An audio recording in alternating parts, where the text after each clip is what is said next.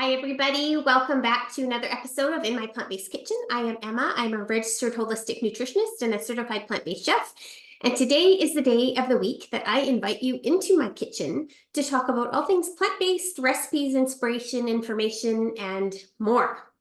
So before we get started, I am trying to make it a habit of asking if you will hit the like and subscribe buttons if you're enjoying these videos. It makes a difference, and I'm told it's really important. So I'm trying to remember to mention it up front in these videos. This is part 3 of our Healthy Gut series. And in episode 32, we talked about what the microbiome is, why what we eat affects the health of our microbiome, and why that matters. In last week's episode 33, we talked about fiber, and which is one of the key dietary components, of course, for a healthy gut. We dug into the details of what fiber is, the difference between soluble and insoluble fibers, and how our gut microbes use fiber to make short-chain fatty acids that go on to provide a multitude of benefits for our health. So today's episode builds on all of that information in those 2 previous episodes. So if you missed them, go ahead and check them out. I'll leave the direct links below in the notes section. Before we dive into the practicalities, which foods are particularly powerful when it comes to gut health, I'd like to talk a little bit about diversity because this is a really, really important topic. We have learned that diversity of plants is incredibly important when it comes to gut health. I've mentioned this in previous episodes in the context of ensuring that you're getting a good broad spectrum of nutrients, eating the rainbow, so a diversity of colors, but it's also just as important for getting a broad spectrum, so lots of different kinds, a diversity of fiber types. It's not just the amount of fiber that you're eating, but also the diversity of fiber. So sometimes when people think, well, I need to eat more fiber, they think about a fiber supplement or just one type of fiber, and that is doing yourself a disservice because what you really want to encourage is the diversity of different types of fiber. There is a doctor I've mentioned already in this series, Dr. Will Bulsiewicz, who is the author of Fiber Fueled and has a website called Plant Fueled, I think the Plant Fueled Gut. Anyway, he does a lot of amazing work. He's a plant-based gastroenterologist who specializes in gut health and talks about the important, like he really emphasizes the importance of diversity of fiber. And when I took a course with him, and one of the things he said that I loved was microbes are picky eaters. And I thought that was a really good thing to remember. So specific plants have specific kinds of fiber that feed specific bacteria in your gut. So it's important that you're eating a whole wide spectrum of fiber to feed a wide spectrum of healthy microbes, because it's really the community that you want to encourage. So when you have a diversity of plants in your diet, you have food for all these different families of microbes that are beneficial to you in different ways. There's a project called the American Gut Project, which is an ongoing research project. And that's now also affiliated with the British Gut Project and the Mexican Microbiome Project. This is the largest study of the human microbiome that there is. And they have concluded that the single greatest predictor of a healthy microbiome is the diversity of plants in someone's diet. If you eat more than 30 different types of plants per week, that is specifically indicative, they found, of a healthy diet. The more is better. But if you start counting your fiber, the different types of plants that you're eating, it quickly becomes apparent that that's not a hard thing to do, but you do need to eat a good variety of foods, a good variety of plant foods. Because we tend to get into ruts and eat the same things, this can take some effort for some people, but it's a really good thing to become very mindful about. Always be thinking about what other whole plant foods you can add, and it doesn't have to be in large quantities. Maybe it's just a little bit of chives on top of your chili, or a few strands of purple cabbage that you're going to add to your salad because that's a different type of fiber that you haven't had in a while. So it's really just about thinking about bringing that variety in all the time. What else can I add that will make this not only more tasty, but also more nutritious and more helpful for gut bacteria and diversity. So having said all of that, there are a few beneficial foods that are worth highlighting when it comes to gut health, and I'd like to talk about those now. I really prefer to talk about things that it's helpful to include rather than the things that we want to eliminate, but there really are some foods that can be particularly harmful to gut health, and they're worth being aware of. So let's touch on those a little bit first. Diets that include a lot of meat, animal products, ultra-processed foods, and junk foods can encourage a growth of unhealthy microbial species. They can reduce the diversity of gut bacteria and encourage more species associated with allergies, inflammation, diarrhea, and obesity. We know those foods aren't necessarily good for us for lots of other reasons too, but when it comes to gut health, those are some of the specific reasons why you might want to reduce or eliminate those animal products and junk foods. Sugar and refined foods are also very unhelpful for the gut bacteria. And that is because they feed the harmful bacteria, especially the yeast species and other pathogenic bacteria. And it's important to know that we're not just talking about table sugar or candy. We're also talking about things like refined flours and white bread and that type of thing, because they basically break down like sugar in our bodies. So that's one of the reasons why it's really great to stick to the more whole forms of these foods that have fiber and all the nutrients associated with them still. Sugar is often habit forming because we know who hasn't experienced a sugar craving, and the reason for that is that it increases the microbial populations that thrive on it, which increases your cravings for more sugar. So it's not just you thinking, oh, I can't control my cravings. It's actually your gut bacteria encouraging you to have cravings to eat more of the foods that they want you to eat so that they can eat this, so that they can benefit from them and then eat them themselves. So really what you feed yourself is what you are feeding your bacteria, and this encourages specific species, good or bad, or helpful or unhelpful, to grow and multiply. Artificial sweeteners, unfortunately, like sucralose, Splenda, aspartame, are no better. They're just as bad, if not worse, for your microbiome. Research suggests that they can cause changes in the gut bacteria that promote glucose intolerance and insulin resistance. So they're not really a good alternative. Much better to go with the natural sugars that are found in whole fruits and whole natural sweeteners. So meat and animal products in particular, the consumption of meat, eggs, and dairy are problematic because they are high in saturated fat and cholesterol, but also because they reduce the diversity of bacteria in our gut. Bile-loving microbes that help break down animal fats are found when animal products are consumed on a regular basis. They are associated with inflammation and related diseases. I will share a few more links on this in case you would like to. Like I said, I don't like to belabor the point of the things that we shouldn't be eating, but I will share more information about that if you're interested in checking it out. And finally, heavily processed and junk foods in particular contain synthetic food alternatives, preservatives, colors, flavors. All of these things promote less diversity in our microbiome and encourage the growth of disease-causing rather than health-promoting bacteria.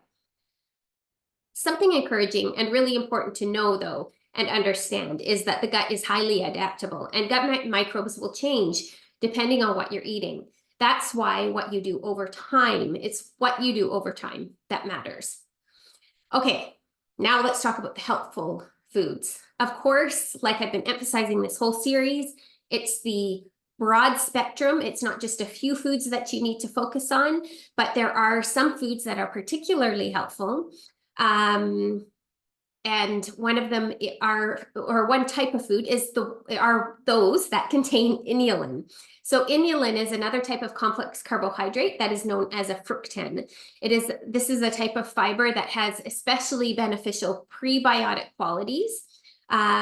Foods containing it are things like artichokes and garlic, asparagus, leeks, onions, that allium family.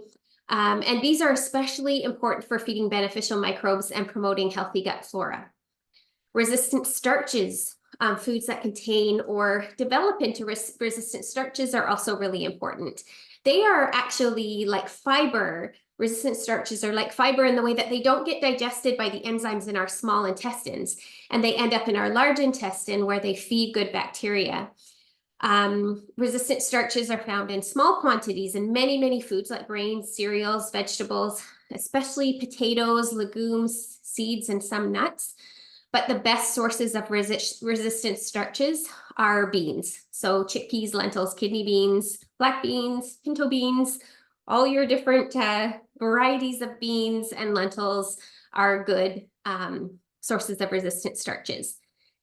But I have a couple of tips for you. One is that when resistant starches are cooked and then cooled, some of the starches recrystallize into resistant starch. So regular starchy foods like potatoes or pasta, if you cook them and then cool them, then as they cool, their starch recrystallizes into resistant starch and then become amazing food for our gut bacteria. So things like potato salad and pasta salad, things that you, like I said, cook the food and then cool, can be very helpful. Another thing is berries. We know berries are good for us for so many reasons, but berries in particular, raspberries, can act as starch blockers. And that means that they essentially become resistant starches, again, not feeding us, but feeding our helpful gut bacteria when they get to the colon. So if you're having, berries with your oatmeal or pancakes or in your smoothies, it leaves more food for those friendly flora in your gut.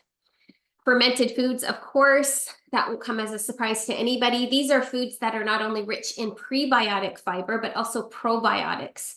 So the live bacteria from the fermentation process. So when you're eating fermented foods like sauerkraut or kimchi or a fermented yogurt or a sourdough bread, things like that, that is providing us with some probiotics directly. So fermentation transforms our food to make it even healthier. This is actually a process of breeding microbes. Sounds more like a science project than a kitchen one, but it transforms fiber and generates bioactive compounds that our body then uses to do helpful things for us. So fermentation causes the release of acids that lower the pH and balance of bacteria and alter the balance of bacteria, And these acids often have health-promoting properties. So like lactic acid, this has been shown to reduce inflammation and have antioxidant properties in the gut. And that's an example of what fermentation can do to our food that is helpful to us. Fermentation can also enhance the nutritional qualities in food by reducing the compounds like phytic acid and lectins, and this makes it easier for us to absorb nutrients from our food. So this has already been a little bit of a longer segment. So today I thought that instead of actually making a recipe, I want to share a recipe with you. And I am not going to make it because it's very straightforward, but I want to talk about it and tell you a little bit about it. And I'll share a picture as I'm doing that. I wanted to share a recipe with you today that would perhaps encourage you to try something a little bit new, something a little bit different for some diversity of fiber. The recipe is a marinated forbidden rice salad. And you can see it's made with something called black forbidden rice. If you haven't tried this, I highly recommend it. You can get it online. You can get it at most health food stores. You can even get it at a lot of grocery stores these days. And forbidden rice it's black, or it's like dark purple. It looks black when it's uncooked. It sort of becomes purplish when it's cooked, and it has a really nutty, chewy texture, really nice flavor. It has lots of antioxidant power. It's very rich in anthocyanins, which is that purple color. Same nutrient that you find in blueberries and those purple foods, blue foods. So it also, of course, has a different kind of fiber. It has more protein, fiber, and iron than any other type of rice. It was historically, apparently eaten in China and reserved for very wealthy, powerful people to help increase their longevity. So now we all have access to it, and it's a really good thing to include in your diet, and a really, like I said, just a really delicious way. I actually make my sushi with my vegan sushi with forbidden rice. It's a kind of like a same kind of texture. You can get it in short, long grain forms. I usually get the short grain one, and it cooks up like a short grain brown rice. So it sticks together really nicely. It's perfect for sushi. It's also really lovely in this salad. The next piece, again, this is very adaptable. So you could use whatever different vegetables you have. I usually use a red pepper or some tomatoes for a red color. You could also use celery or whatever you've got on hand. This is a great recipe to throw in all those different varied types of fiber that you have. It also calls for some green onions, so you're getting some of your like an inulin-rich food. You could also throw in some artichokes. That would also provide more of an inulin, a food that contains some inulin. I often will do roasted butternut squash in this soup, but in the interest of making it a especially gut-friendly food or a recipe, I thought I would suggest putting in, I think it would work beautifully, some roasted sweet potatoes, because those would be cooked and then cooled, and they would develop that resistant starch that I talked about. You top it off with some roasted almonds, and I sometimes will roast it with, or I often will roast the almonds and then toss them with a bit of tamari, so they get that beautiful, really, really nice umami flavor. But you could, if almonds are something you have in your diet all the time, try something different. This could go really nicely with some hazelnuts, or maybe some pecans, or even some pumpkin seeds, or some sunflower seeds. Any kind of nut or seed would be great here. And then you could, of course, the original recipe does not have added beans, but beans are a great thing to add for gut health and all kinds of other reasons as well. So roasted beans would go really nicely in here. Some roasted chickpeas, a few green pea lentils, French pea lentils, maybe some, or just some white beans, or even some kidney beans. Just add in those beans and get them in there. The other thing you could do is add a handful of greens, a little bit of massaged kale or some purple cabbage, just to load this up with different types of fiber, different colors, all kinds of diversity and deliciousness as well.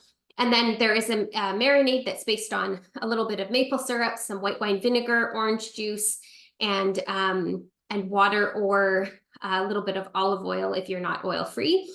It also contains some miso, which is of course a fermented food. And because it's raw, like we're not cooking it, you're going to get the live bacteria from that as well. So this is a really nice gut-friendly recipe. Most plant-based recipes are gut-friendly recipes, but this particular recipe I want to share with you because it has some specific foods that I've been talking about as beneficial here. So I hope you've enjoyed this. I hope the series has been informative and inspiring. And like I said, I'll share the link to the recipe that I just described below. I'm sharing the picture here with you now. If you like the video, please like it and subscribe it. Oh, I said it twice. And that will help to make sure you don't miss future episodes. I will be moving on to a different topic next week. So if you have a suggestion or a question that you'd like me to cover, please let me know by filling out the form below. If you subscribe to my newsletter, you'll be sure to always get the recipes that I usually make a recipe every week. So that will ensure that you're getting the recipes. And I hope you have a great week, and I will look forward to seeing you again next week. Bye for now.